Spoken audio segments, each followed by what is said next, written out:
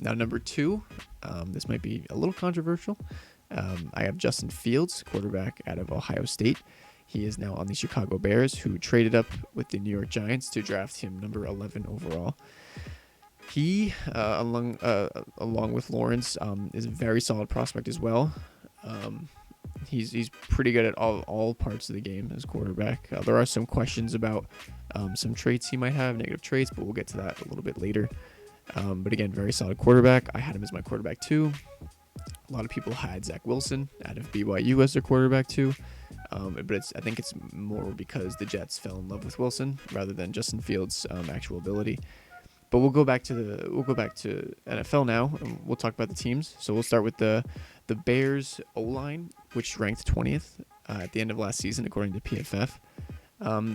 They have some solid starters. I know they lost their tackles, so their tackles are a little weak, but they still have Cody Whitehair, who's a very solid center, James Daniels and Jermaine Ifedi, who are, again, I'll call them bodies. They're very average, below average guards, which could hurt this offense a little bit. But as far as additions go, they added Tevin Jenkins in the top of the second round, who, according to many, had a first-round value. So I think that was a very good pick from the Bears, especially the first 2 rounds were very solid in the draft. Props to the GM, I believe, is Ryan Pace. And then they have Elijah Wilkinson, who's the right tackle, which is, in my opinion, their biggest question mark. We'll see what happens. We'll see how he can hold up and how that whole line holds up. But they did add 2 more players in the draft and in undrafted free agency. So we'll see what happens there. But this O-line is pretty solid. Hopefully they can give some time to Fields and don't kill him right away. As far as the weapons go, they're returning Allen Robinson, who's a stud wide receiver on the franchise tag. They have Darnell Mooney, Jimmy Graham, Cole Kmet, David Montgomery, and Tariq Cohen coming back from injury.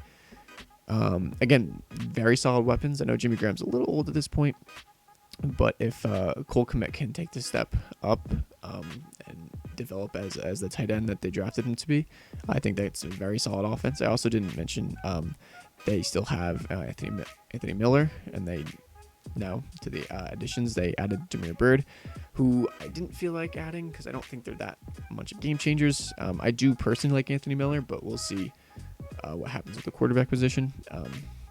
And they also added Damon Williams from the Chiefs, who sat the year out because of COVID. Now he's back. And 2 years ago, he was very close to being Super Bowl MVP. Lost it to Mahomes, who had a very solid postseason run and a season overall. But so I think he could kind of fill in what they're missing from Cordell Patterson, not in terms of special teams, but in terms of running back and just getting some carries and getting in there, being a little bit of a spell back, I would say, because he can kind of do it all. He can catch, he can run. Unfortunately, though, no team is perfect.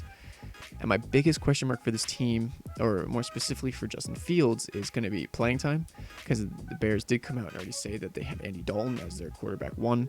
So we'll see if Fields can beat him out in practice and training camp prior to the season starting. I don't think so. I think they'll wait. They'll be patient with him. But at the same time, Coach Nagy and GM Pace are on the hot seat, and they might start Fields earlier than later. So we'll see what happens. And also, like I touched on before, a few reports came out about Justin Fields, about some potential negative traits, like not the hardest worker. He's not in the first in, last out mentality. Also, there were some medical red flags for him, so we'll see what happens with that. I didn't see it. When I looked at him, he kind of seemed like a quarterback that watched film, kind of knew what he was doing before like each game and before each play. So I like him here as number 2. I thought him falling to 11 was actually good for him because he's going to join a very solid team with a decent defense. So I have Justin Fields as my number 2 quarterback.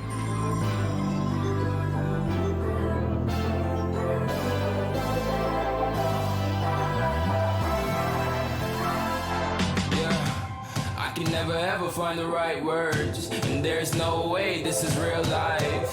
There's no telling you're the right girl, so I can only say that it feels right.